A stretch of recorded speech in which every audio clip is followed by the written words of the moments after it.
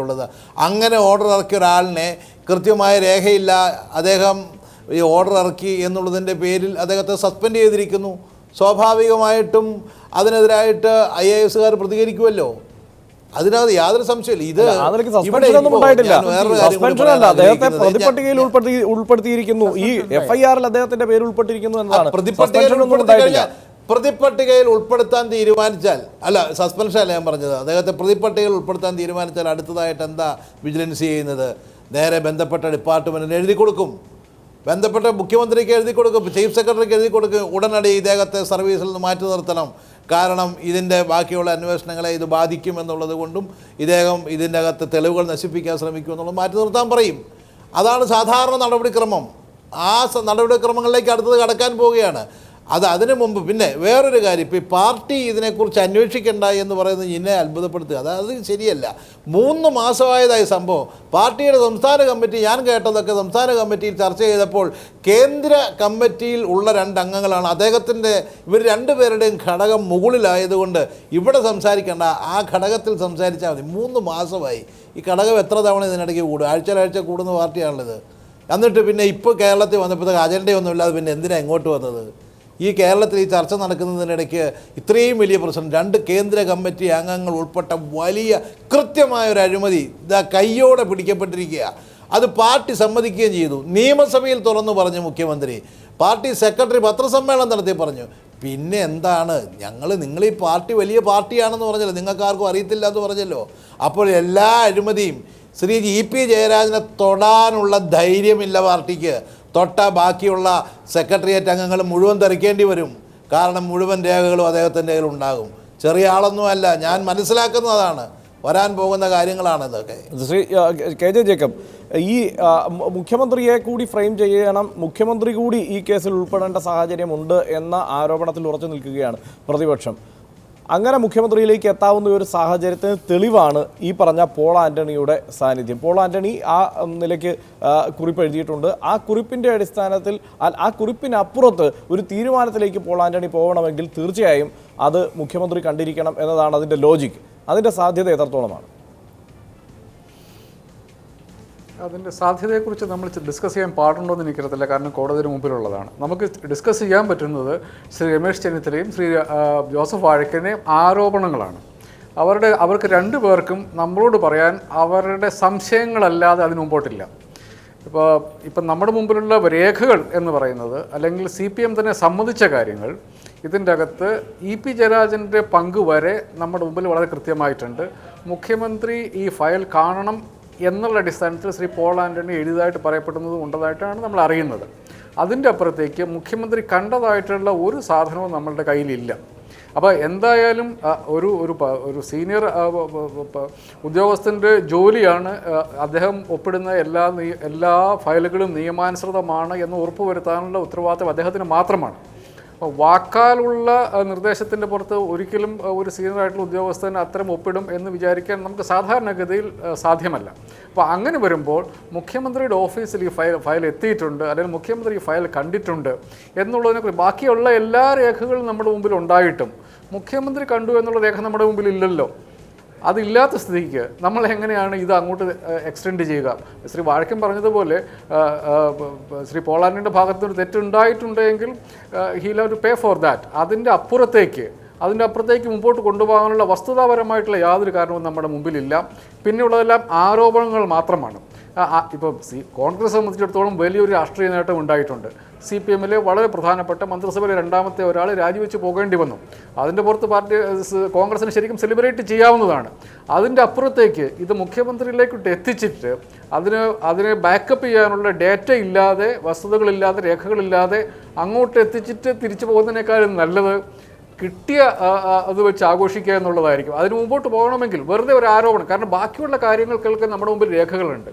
ഈ രേഖകളില്ലാത്ത ഒരു സാധനം വെച്ചിട്ട് അങ്ങനെ ആയിരിക്കാം, ഇങ്ങനെ ആയിരിക്കാം എന്ന് പറഞ്ഞ് ഒരു സാധാരണ ആരോപണം പോലെ ഇതിനെ മാറ്റുക എന്നുള്ളത് കോൺഗ്രസിന് ഒരു നഷ്ടക്കച്ചവടമാകാനാണ് സാധ്യത. ശ്രീ റോയ് മാത്യു, ഈ കാര്യത്തിൽ CPM-ന്റെ മൗനം അല്ലെങ്കിൽ ഈ കേന്ദ്ര കമ്മിറ്റിയിൽ ഈ വിഷയം ചർച്ചയ്ക്ക് എടുക്കുന്നതിനെക്കുറിച്ച് ആരും ഇതുവരെ പരാമർശിക്കാത്ത ഒരു സാഹചര്യം ഇതെല്ലാം ഉണ്ട്. ചിലപ്പോൾ നാളെ ഇത് ചർച്ചയ്ക്ക് വന്നേക്കാം, ഒരു അനൗപചാരിക ചർച്ചയ്ക്ക് വന്നേക്കാം എന്നുള്ള നാട്ടിലൊക്കെ പറഞ്ഞു പോകുന്നുമുണ്ട്. എന്തായാലും നമുക്ക് അതിനെക്കുറിച്ച് വ്യക്തതയില്ല, പാർട്ടി അതിനെക്കുറിച്ചൊരു നിലപാട് പറയുന്നില്ല.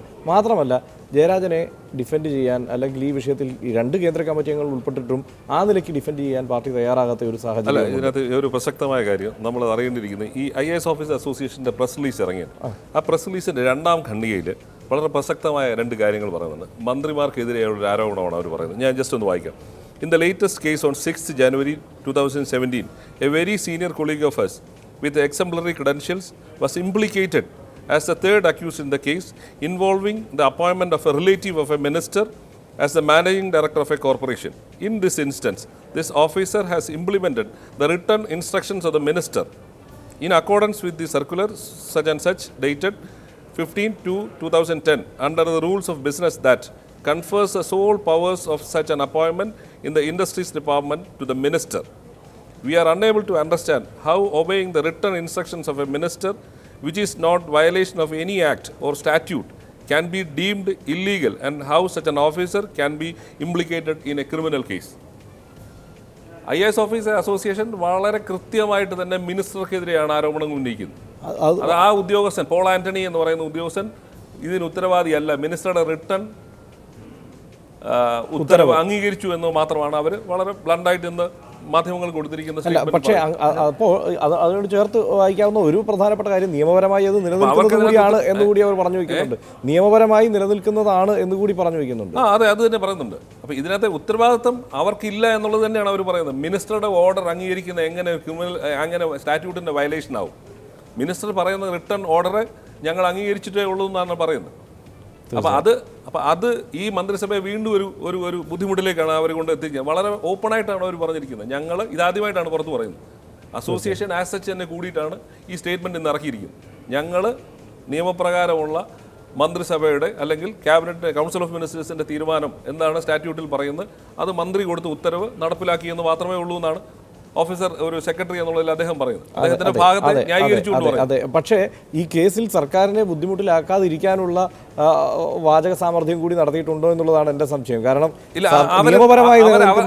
അവരുടെ റോള് എന്താണ്, ഒരു സെക്രട്ടറി എന്നുള്ളതിൽ ചെയ്യേണ്ട റോള് അത് മാത്രമേ അവർ ചെയ്തിട്ടുള്ളൂ എന്നാണ് പറയുന്നത്. ബാക്കിയെല്ലാം മിനിസ്റ്റർ ചെയ്തു എന്നാണ് പറയുന്നത്. ശ്രീ SR ശക്തിധരൻ, ഇത് ഒരു പുതിയ പ്രതിസന്ധിയാണോ ഉണ്ടാക്കുക, അതോ സ്വാഭാവികമായിട്ടും അതൊരു പുതിയ പ്രതിസന്ധിയിലേക്കാണ് കാര്യങ്ങൾ പോകുന്നതെന്ന്? ഇപ്പോൾ ഇത് ഇത്രയും വരെ ധൈര്യമായി IAS ഓഫീസേഴ്സ് അസോസിയേഷൻ ഇങ്ങനെ ഓപ്പണായിട്ടൊരു പ്രസ്താവന ഇറക്കണമെന്നുണ്ടെങ്കിൽ അവർ വളരെ സീരിയസ് ആയിട്ട് തന്നെ ഈ ഇഷ്യൂ ടേക്കപ്പ് ചെയ്യുന്നു. അതിന് വേറൊരു തലം കൂടിയുണ്ടെന്ന് നാം കാണണം. ഇവിടെ IASഉം IPSഉം തമ്മിലുള്ള ചക്കളത്തി പോരാട്ടം ഇന്നും ഇന്നലെയും തുടങ്ങിയതല്ല, കുറേ കാലമായിട്ടുണ്ട്. അതിൻ്റെ ഒരു ഭാഗം കൂടി ഇതിനകത്തുണ്ടോ എന്ന് നാം പരിശോധിക്കേണ്ടതായിട്ട്. അത് അങ്ങനെ ഒരു സംശയത്തിലേക്ക് പോകണ്ട. ആ ഏറ്റുമുട്ടൽ എന്നത് ജേക്കബ് തോമസുമായുള്ള നേരിട്ടുള്ള ഏറ്റുമുട്ടൽ തന്നെയാണ്. അതങ്ങനെ തന്നെ പറഞ്ഞു പോകും. ഈ സ്റ്റേറ്റ്മെന്റ് അത് തന്നെ അതാണ് ഈ വിജിലൻസ് ഡയറക്ടർ വളരെ ബോധപൂർവം അവരെ കേസിൽ കൊടുക്കാൻ ശ്രമിക്കുന്നു. അദ്ദേഹം തന്നെ വിജിലൻസ് ഡയറക്ടർ 30 കോടി രൂപയുടെ തട്ടിപ്പ് നടത്തിയിട്ട് അതിനെക്കുറിച്ച് അന്വേഷിക്കുന്നില്ല. അതിൽ കുറവ് അല്ലെങ്കിൽ ഒരു അത്ഭുതകരമായ കാര്യമാണ് നമ്മുടെ രാജ്യത്തെ ഉദ്യോഗസ്ഥർ. വളരെ സീരിയസ് ആയിട്ടുള്ള അലിഗേഷൻസ് ആണ് ശ്രീ KJ ജേക്കബ്, ഈ സാഹചര്യത്തെ, ഈ പ്രസ് റിലീസിനെ ഒക്കെ എങ്ങനെയാണ് കാണുന്നത്?